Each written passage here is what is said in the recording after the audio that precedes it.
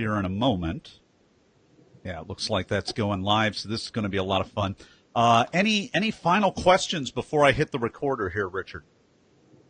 No, we just need to end at 12:05-ish or so, and unfortunately, I got to get to another meeting. I didn't realize. You have a hard stop before the end of the time slot here. Okay. You go a little longer but it's okay. Well, thanks for letting me know. Let's get started right now, and I have your bio right here, so we're ready to go. So we are live in 3, 2. We are live with Richard Petty. Richard, are you ready to talk? I am ready, Nathan. Richard Petty is Distinguished Professor of Psychology at Ohio State University. Richard's research focuses on understanding social influence, and it has resulted in over 350 publications and 100,000 citations. Richard has received several awards for his research, and he has served as an advisor to the National Institutes of Health, National Science Foundation, and the National Academy of Sciences. Richard Petty, welcome to the talk. Thank you, Nathan.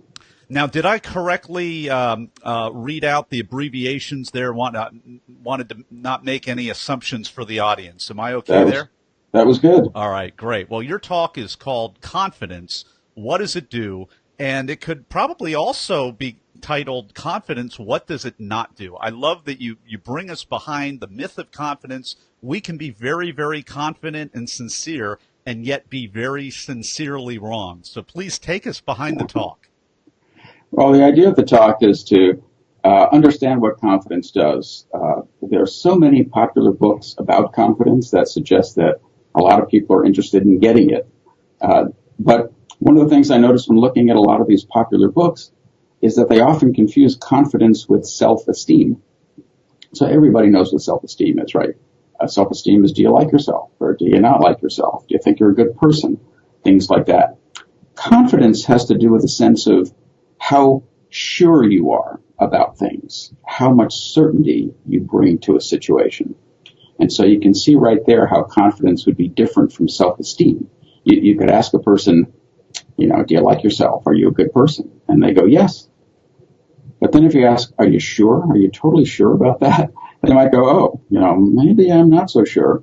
And likewise, someone who is low in self-esteem says, I'm not that great a person. I'm not popular. I have some flaws. And you go, are you sure? They go, yeah, I'm totally sure. So a person can be very confident but have low self-esteem, and vice versa. So we got to separate those two things. And so that's our first goal was to sort of deal with that confusion that people have. And so the question is, do you really want confidence or do you not? Or is it really self-esteem you're after? Because the bottom line of what we're trying to show is what does confidence do that's different from self-esteem, for example. And so what I do in the talk is present a whole bunch of different studies where the basic result of all those studies is that confidence is what turns our thoughts into action. So you can have a thought, and we all have thoughts, right, about all sorts of things. Some of our thoughts are good. Some of our thoughts are not so good. And everybody has both good and bad thoughts. That's what makes us human, right? No one is perfect in only having pure or desirable thoughts. We have both kinds of thoughts. But not the concern is that confidence can turn bad thoughts into action. So that would be a case of where confidence is not so good. Well, and we've certainly seen that. I mean, all you need to think of is the phrase cult leader, and you're going to find somebody who is exuberantly confident and leading people down the path of destruction. It seems like every month or so there's a new Netflix special about something like that. Dr. Richard, I really appreciate, though, that you're niching down because in popular culture, I'm a coach, I'm a mentor, I'm a teacher. I'm a marketer. I do all these things, and it's just so easy in our culture just to kind of blast with a very wide swath and start minimizing the differences and start really muddying the waters and confusing things. And what I appreciate about you is you don't just have 100,000 citations and hundreds of articles, but you went out into the fray. You went into the kind of the very few meeting spaces between the general public and the academic elite, which is a TEDx talk or a branded talk, to be able to simplify some of these things and make it really plain English. What was your motivation? What was it the actual motivation for you to give a TEDx talk, or was it more than that for you? Yeah, to bring the research to the average person or the average educated person. And so everybody knows that confidence is good in sports, right? Every coach, you mentioned you were a coach, and so you want your kids or your team to be confident, because if they have the skills, the only question you have is, can they implement them? And so they have to believe they can do it. They have to be, not just think they can do it, they have to believe they can do it, and that will make them perform better, and their skills will be translated into a better performance. But as we've seen, for example, in the Me Too movement, when powerful people, and power is associated with confidence for sure, powerful men feel very, confident. And so if they have a bad thought about somebody they work with, a coworker, the danger is they're more likely to act on that thought.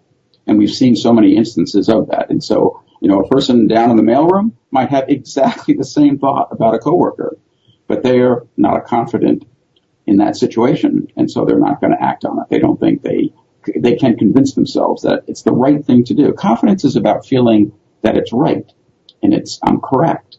And that's the danger of confidence, that you can misperceive something that you should know is wrong, but all of a sudden, if you're feeling confident in the moment, you think it's right. And so therefore you act on it. So it's almost like a form of inebriation for self-esteem, almost the way that you're defining, academically textbook defining it. I feel confident. Nobody can stop me. Everything I do is right. And then, with Me Too being an excellent example of how we're seeing this hubris absolutely rip people down, finally, after decades in many cases of doing that. So that's right. I'm right, and I feel justified. And some of these men are actually surprised later when someone tells them, "Hey, wait a minute, that's wrong. That's not a good thing to do," because they had deluded themselves into thinking it was correct based on that confidence. I've got to ask you, where does confidence end and narcissism begin, or is it kind of synonymous potentially in your estimation? You can think of it as a continuum, right? And so there's a healthy dose of confidence that is good for most people, assuming that you have good thoughts, right? No increase in confidence is good if most of your thoughts are bad. If you're a person who doesn't have appropriate kinds of thoughts. And I wouldn't want your confidence to be raised at all. But for most people, I think most people are good, and they want to do the right thing, and they want to, treat their fellow humans in a good way. And so confidence is good in that sense, more and more confidence, until it gets to the point of it's all about me. And so the dangerous mix might be high self-esteem with high confidence, because now I can be confident, but you can be confident that you should be humble. And so confidence per se doesn't have to produce narcissism. It's when confidence is combined with self-esteem. So now you think I'm good. I think I'm the best. And now I'm sure I'm the best. I deserve everything. And so that's where you start to get into narcissism, when those two things go together. But they need not. Well, you can have a very humble opinion about yourself and be very confident in that. Be very confident that that's the right kind of person to be. This might get me in trouble on a podcast because we can't see anything, but I'm almost starting to think in terms of a three-way Venn diagram where we have these two combinations and then a resulting third piece, which might be very altruistic and good, or it might be very negative, bad, harmful, sexist, harassing, whatever. Yeah, that's exactly right. In fact, some of our research, what we try to do is when we study this experimentally, what we try to do is to implant certain thoughts in people's heads. And so you might do that. For example, I could make you unscramble some sentences or fill in the blanks, but the meaning of all the sentences have to do with altruism and being helpful. Or you might unscramble some sentences, but the meaning of those sentences are, I should compete, or I should be the winner, I deserve more than others. And so those things are subtly activated just by doing this unscramble sentences task. And then what happens later is we make you either feel powerful or not so powerful, and there are various ways to do it. I can make you think about times when you were confident in the past. That makes you feel momentarily confident. I can have you just sit up straight in your chair. And when you sit up straight in your chair, you feel more confident than if I ask you to slump over. And what we find is that when we put you in those conditions that make you feel confident, you're more likely to act on those thoughts that we had put into your head. And so you're more likely to help somebody else in a situation if we had planted helpful thoughts in your head when you're feeling confident, but you're more likely to compete with that person and try to take their money away if we impose those competitive thoughts in your head, and then we made you feel confident. So confidence magnifies, in some sense, as I was saying before, magnifies those thoughts that are in your head. Well, we've been enjoying this conversation, a very confident conversation about confidence, self-esteem, narcissism, all kinds of different things with Dr. Richard Petty of Ohio State University. He has a little bit of a pressing for time. So what we're going to do is accelerate. We're going to leapfrog right over to the Blitz round, where I'm going to ask him a series of either-or questions related to the preparation and performance of his recent talk. Dr. Petty, are you ready? Let's go. Were you selected or did you apply to speak? I was invited to speak, but then after being invited, it was a selection process because they ended up inviting more people than they had spaces for. So you were nominated to apply. That's correct. That's correct. Are you a memorizer, an improviser, or a blender? Probably a combination of the two, because to come up with something new, you have to draw on the past. And so you need to blend things from the past, but then have a different twist or a different take on them. Did you have nerves, or were you in the zone, or neither, or both? I didn't think I was going to have nerves because, as you might imagine, as a professor, you speak in front of groups all over the place. But there's obviously something about this when it came closer and closer to the event. It's so different than any other kind of speaking that you do that the nerves start to creep in. So how did you deal with that?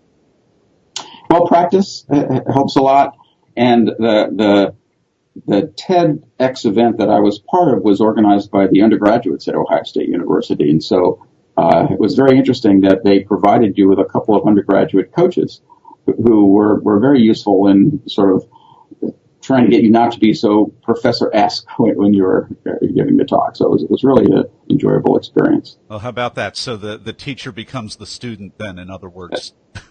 Totally turn the tables, yes. Hey, this is the appropriate, it's the cut for time question. What was the most painful part of your talk that you had to cut out?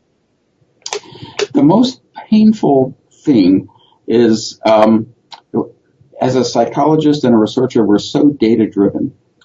And I had, let me tell them about this study, or let me tell them about that study.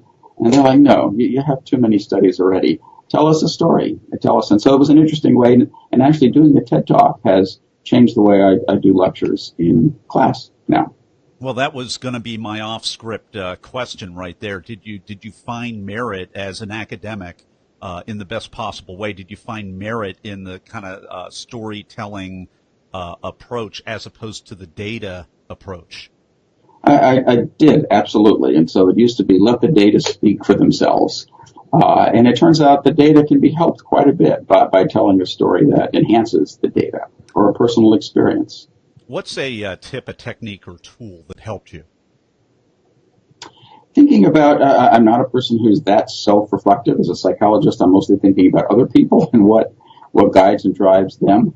But it turns out some self-reflection can be very useful for providing that insight. And so, although for most people, maybe they're too self-reflective, others are not self-reflective enough, and so we all need to achieve a balance there.